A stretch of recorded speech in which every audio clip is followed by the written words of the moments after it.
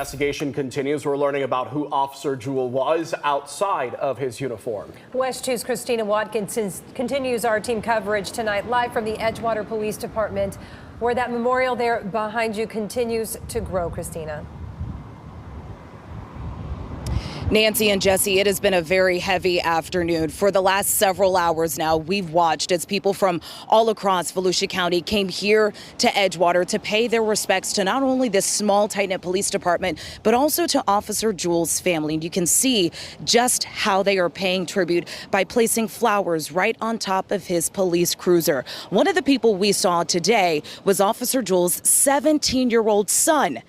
He smiled as he looked at his dad's picture, remembering a man who committed his life to not only this department, but also their family.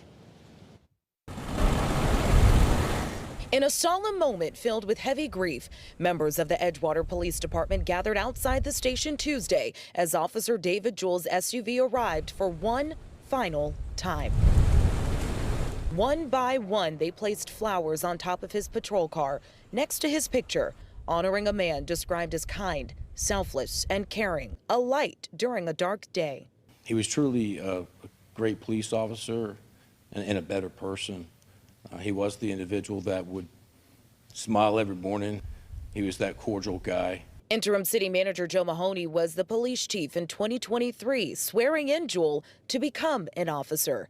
Those who knew him said while his commitment to the badge was unwavering, his devotion outside of the uniform truly defined him. When you take away that title of officer, he's a human. He is a father, he's a husband, and he's a son. Jewell leaves behind a wife who is living with multiple sclerosis, a 17-year-old son, and a father who he also cared for.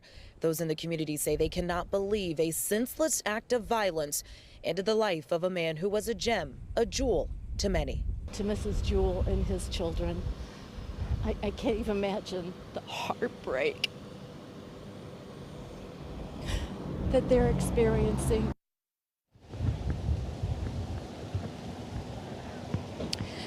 Back out here live outside the Edgewater Police Department, this memorial, his police SUV will stay parked out front until the funeral so anyone can come by and pay their respects. There's also a GoFundMe that just posted about a few hours ago, helping to support this family and the department. And so far, it's raised close to $3,500. We do have that link posted on our website right now, WESH.com. Covering Volusia County live in Edgewater, Christina Watkins, WESH 2 News.